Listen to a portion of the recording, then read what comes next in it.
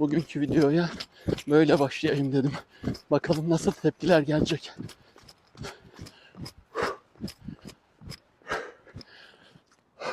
Düşünsene, doktor 65 yaşında ameliyattan el çekiyor. Hakim kürsüden iniyor. General üniformayı çıkarıyor. Ama siyasetçi mi? 80'inde hala ülkeyi ben yönetirim diyor. Peki bir gün ülkede yaş sınırı gelse siyaset için kimler gider? Buyurun bu cesur soruya birlikte bakalım. Doktor olunca hocam artık ameliyata girmeyin deniyor. Hakim, savcı 65'e gelince siz artık karar veremezsiniz diye emekli ediliyor. Subay 65'e gelince üniformayı çıkarıyor. Ama siyasette 80 yaşına gel ama hala ülkenin geleceğini belirle. Yani milletin kaderine karar ver ama torununa TikTok nedir diye sor. Bugün soruyorum, siyasette neden yaş sınırı yok? Gerçekten deneyim mi önemli yoksa artık koltuklar mı fazla rahat?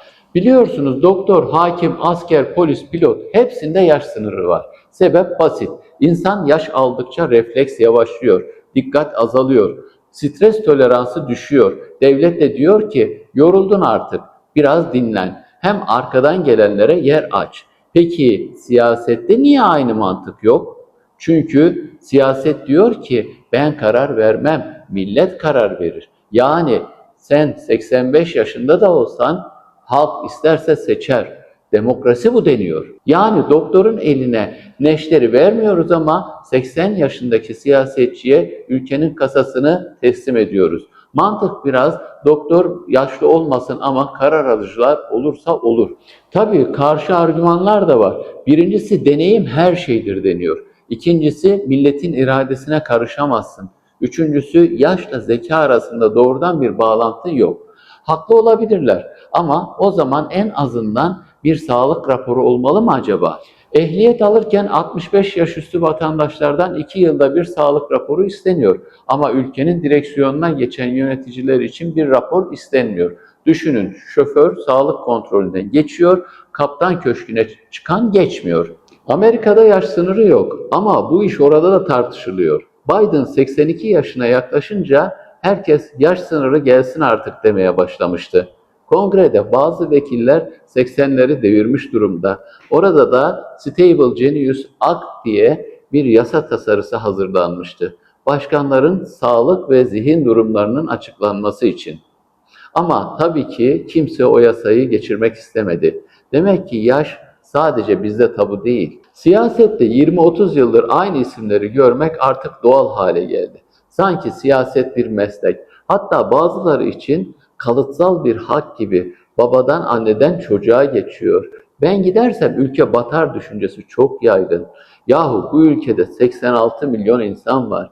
Hiç mi bir tane genç, dinç, vizyoner yok da hep aynı isimler dönüyor? Siyaset sahnesi adeta 50 yıl hatırlı müşteriye özel bir sofra gibi. Peki çözüm ne? Yaş sınırı koymak değil, farkındayım.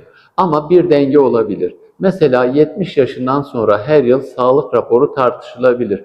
Veya parti tüzüklerinde üst üste 3 dönemden fazla görev yapılamaz maddeleri yaygınlaşabilir.